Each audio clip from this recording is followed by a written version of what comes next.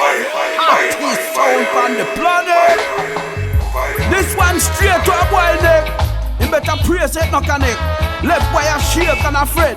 And your P45 if you connect. FIRERED, nigga. Yes, oh well. Ooh, yeah. No man is an island.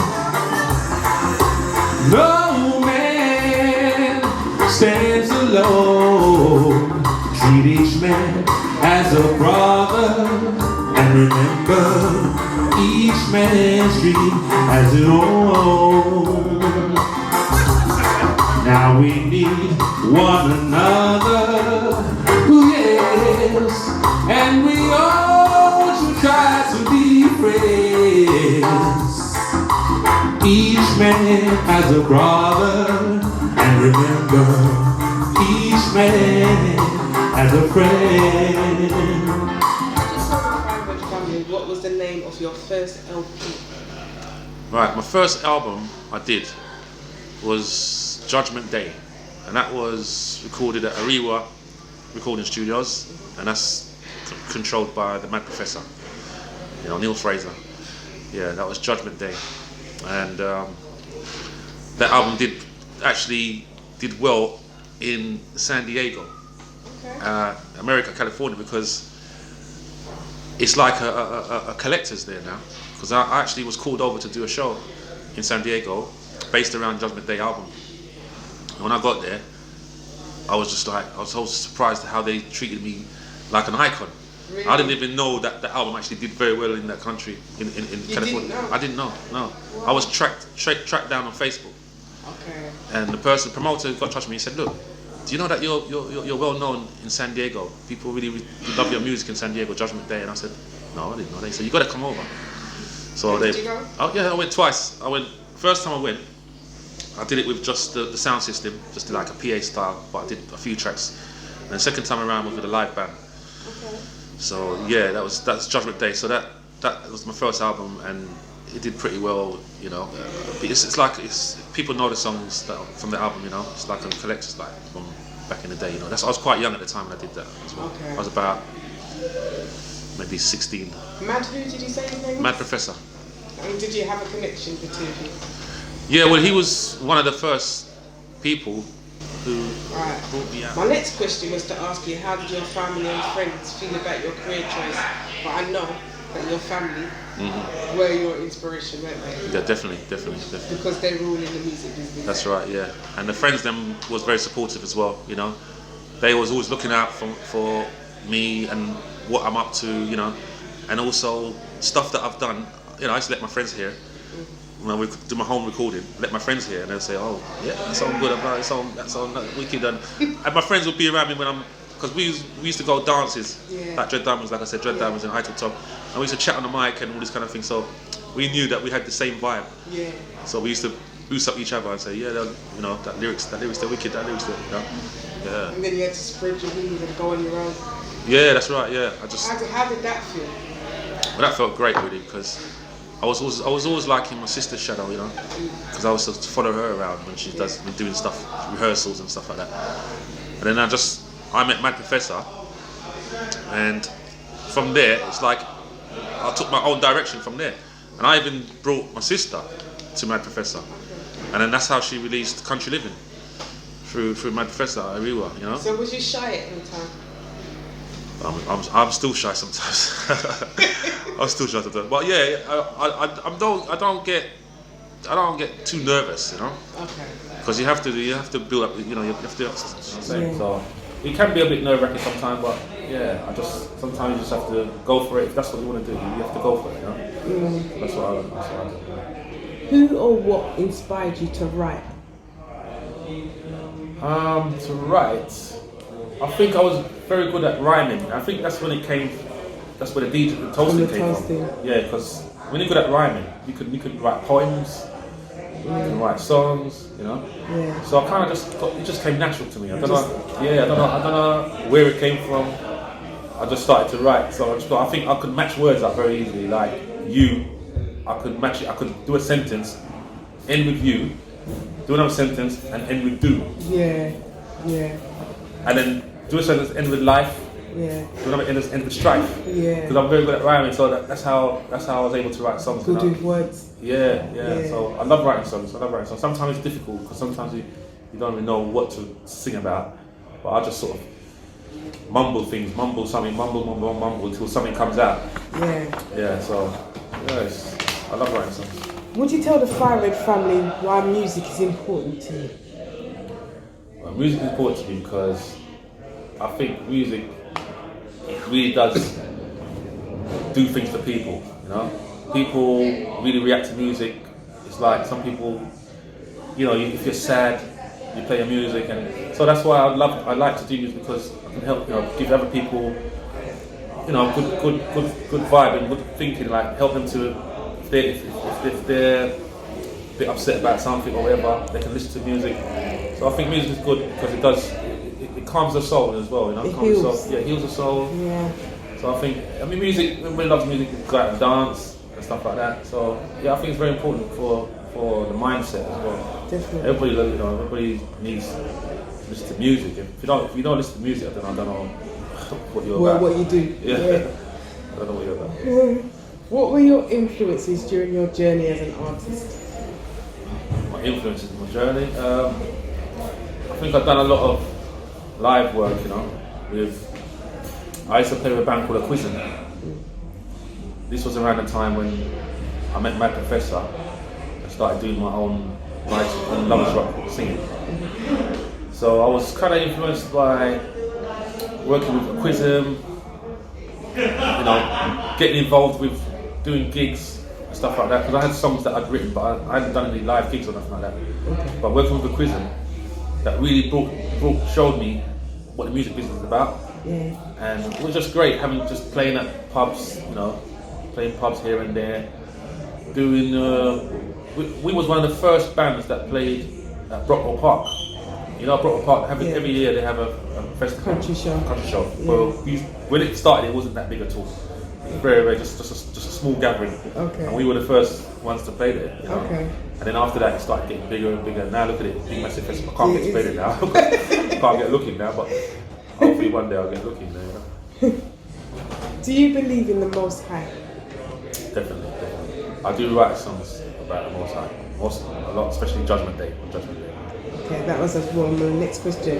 How does he affect your works? That was my next question. Right. Well, definitely. I mean, I've been brought up in the church, you know, so I've always got God in my heart, you know, and stuff like that. And my religion is very strong, you know, Christianity and stuff like that, you know, and whatever. But I do find that roots usually it kind of blends with like lyrically, Most High, lyrically, you know, Jah, that kind of thing like that, you know. So I do write a lot of songs with Jah in mind, you know. Jah will help you out. Jah is the King of Kings, the Lord of Lords, you know, that kind of thing, you know. Yeah, I really do have that in my blood, and I will always have that in my blood, you know. Could you tell the FIRERED family where your music has taken you? Well, it's taken me a lot of places that I don't think I would have actually been. You know, I'm not really a holiday person. I've never sort of gone on holiday, but I actually been to loads of places, and that was actually through the music. Okay. Yeah, so it's through the music. Like, been to California, been to most of Europe, and most of the places I've been to, I've never come out of my pocket, because obviously when you work for people, you know, the flight is paid for, you know, accommodations paid, covered, and everything like that. So music has taken me around the world, basically, you know. Yeah. And I'm glad that, you know, I was able to travel, even though, because if it wasn't for the music, I probably wouldn't have traveled much, because I don't really travel a lot and stuff like that, unless it's through the music. You know? So yeah, the music has taken me around the world, basically. So you've been blessed. Oh well, yeah, I'm sure so. What shows are memorable to you? Right, the show that stands out for me has got to be D Brown. Apart from doing the San Diego shows as a big superstar, Sergeant Pimp, which I didn't even know about. Yeah. As apart from that, it had to be Dennis Brown because my brother is in a group called Clearview Harmonics. They do backing vocals for various artists, Peter Honeygill, not as much now, but they used to do a lot of Peter Honeygill harmony backing vocals. So they were recruited to do a backing vocal for D Brown, to go on tour with D Brown in the UK. D Brown, Sanchez, Leroy Sibbles, Frankie Paul. Yeah. I got a phone call, Garnett, would you like to fit in on the backing vocal, because two of my brothers and one guy that's not my brother form Clearview Harmonics. Now the guy who's not my brother, he couldn't get to do that tour. Wow. So they come to me, Garnett, you want to do this tour? So it's like 3 brothers now. Yeah. So we did the Dennis Brown tour, and I could just remember that when we rehearsed, Dennis Brown wasn't in the country yet, so we had to rehearse without Dennis Brown. Yeah. All these songs and stuff like that. So when we actually got to the first show, I hadn't seen Dennis Brown until I was actually on stage. So all the anticipation of people standing there waiting for D Brown. I'm waiting for D Brown as well. I'm looking around, where is he? You know what I mean? And then he comes on the stage and I'm thinking, wow, I'm singing D Brown. Yeah. You know? So that definitely stands out. Honored to have been sung with D Brown. Backing vocals for D Brown. Yeah. Please tell us about your collaborations. Collaborations. I think the one that stands out as the most collaboration, it was like it was a collection of artists.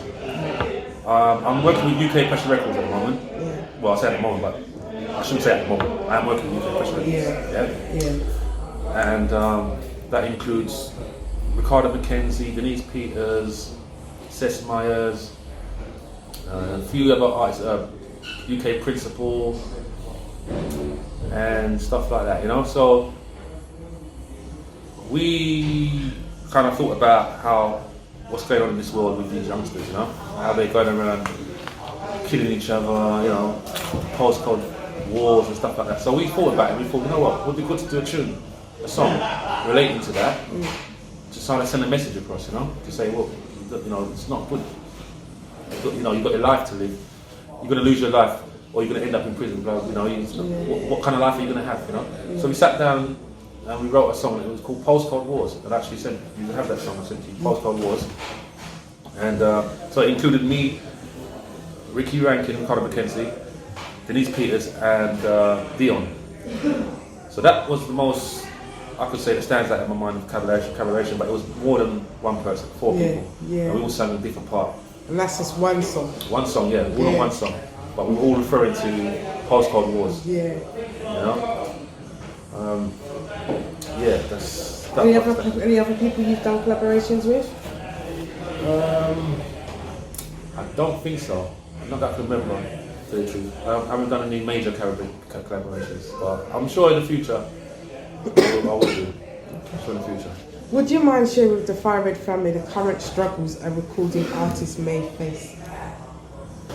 The struggles a recording artist may face. I think the struggles would have to be making a good living from it. I mean, how most artists nowadays make a living is through live shows. You know, if you can get live shows, you're doing well. If you're just going to be doing recording, it's going to be a bit tricky and difficult to try to make a living from it. You know, so that's a struggle. Some people think, oh, I want to get famous, I want to make money. But if you ain't nowadays, because you know, back in the days it was vinyl.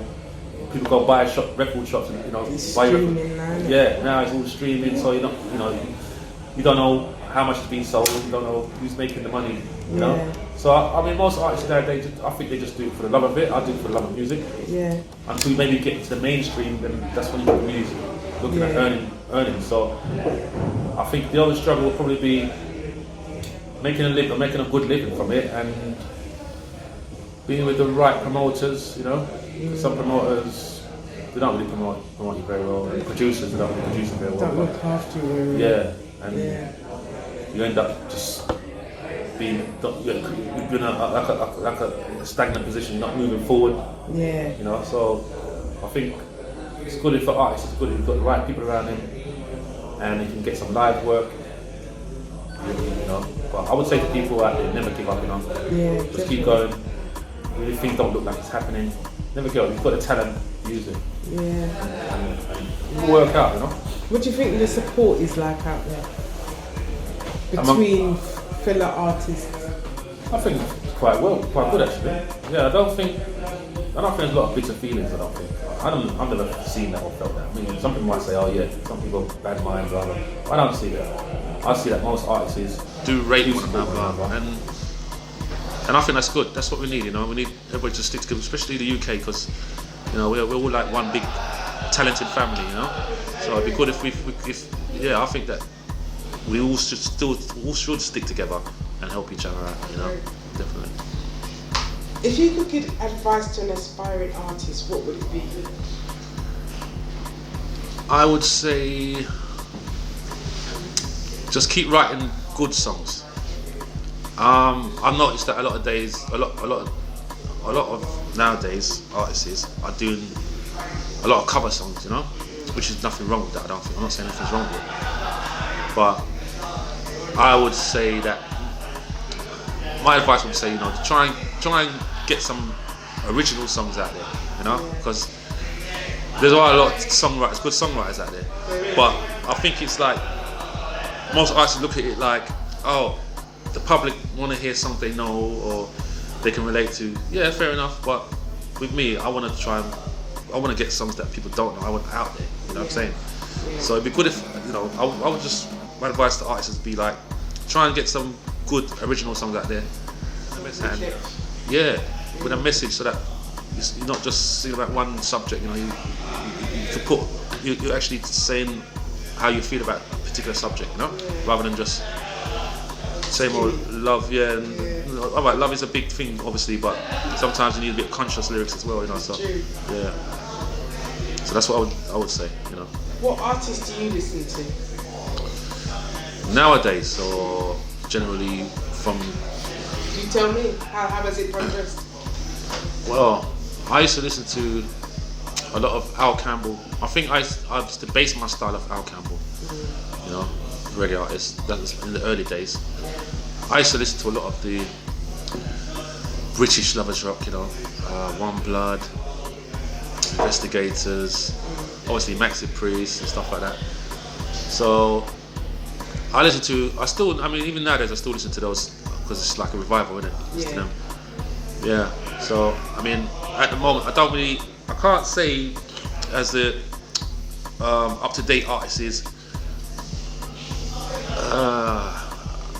I just listen to all music, really. I listen to all music nowadays. I like a wide range, you know. But back in the day, I used to listen to, you know, I like the R&B, Heatwave, Earth, Wind and Fire, you know, Stylistics and things like that. I used to love all that, and I would still listen to that now. But there is a lot of good music out there now that I just listen to a whole range now, you know. Yeah, yeah. You have to. Yeah. Have you been surprised at the response from the UK music supporters? Not really surprised, you know, because I think, you know, they do love. I mean, my main music is lovers rock, even though I do a bit of roots as well. I think a lot of them supporters out there, they like a bit of lovers rock. That's why, you know, they want to roll out and go to our concerts and stuff like that, you know. So lovers rock, I love my roots and stuff. So I'm just appreciative of the support I get from people, you know, because without the people, you're not really gonna get nowhere, you know. So I feel that music is good. So that's why I feel that that's the way that attracts them, you know. If the music is good, it will attract them. So I'm not really too surprised, but I'm just appreciative that the artists have that you know, appreciation. Yeah. Can you share with the FIRERED family what plans you currently have in the pipeline? In the pipeline, I think my plans this year are obviously to get an album together, which I think I've got enough tracks as it stands to do an album. I think I want to do a lot more live shows as well. Yeah, I've got a song that I'm going to be doing. I think it's going to be coming out for Valentine's. Yeah. I haven't actually given it a title yet. I still need to complete it. Okay. Yeah, I just need to do the finalised polishing for it, and then I've got a name, but I might not use that name. Okay. So yeah, so also I've got a new version of Kingston Town, which is UB40 done it, and also it was done before UB40. Yeah, so at the moment I'm more focusing on recording.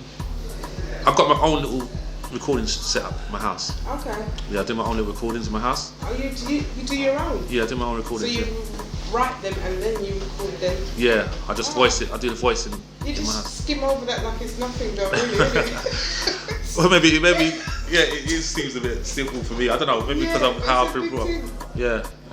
So I actually do recording for a lot of artists for UK Pressure Records. Okay. They do come to my gaff. So have you got a studio? Yeah, I've got a recording facility, yeah, studio, yeah. But I don't actually do mixing. I just record, and then what they do, they send off the files and gets mixed elsewhere. So I do, yeah. So I actually do a lot of my own material. I actually build my own tracks as well. Because I've got a keyboard and I just build my own tracks, use software, build my own tracks, send off the files and get mixed. That's what Kingston Town. I did all the instruments, everything. Just play the keyboards and stuff. So. How can we keep in contact with you? At the moment, I'm only available, contactable. At the moment, I'm only contactable directly through Facebook. Yeah, Garnett Cross in Sergeant Pepper in brackets. So that's my contact at the moment. Anybody needs any work done or anything like that, you know, can inbox me, Facebook, Garnett Cross. But I will have my Instagram up and running pretty soon, and also what's the other one? Twitter. Yeah, I'll be getting that up and running as well. So just bear with me, but for the time being, I'm also going to get my website getting done as well. So that'll be another way. But at the moment, as it stands, it's just Facebook. Yeah. Please feel free to make a shout out to your well wishes. It's my well wishes. Okay. Well, let me just big shout out to my family. My brother Billy Cross, Dennis Cross, Victor Cross actually sadly passed away. Yeah. Victor Cross was a well-known musician as well. Yeah. And he sadly lost his life on tour. Unfortunately, the vehicle they were travelling met up with an accident. And so a lot of people do know Victor Cross. So rest in peace, Victor. You know, never be forgotten. You know. Underneath Victor, you got Hector, who are part of Clearview Harmonics. Derek, Clearview Harmonics. My sister. So I have to big up my family. Big up to my son Aston. Big up to my son Jaden. Big up to my daughter Vanessa Senna. Big up to Haja.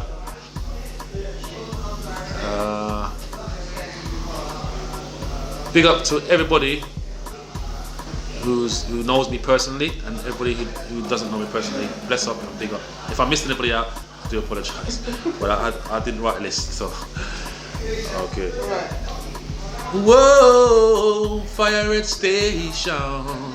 Whoa, the best station.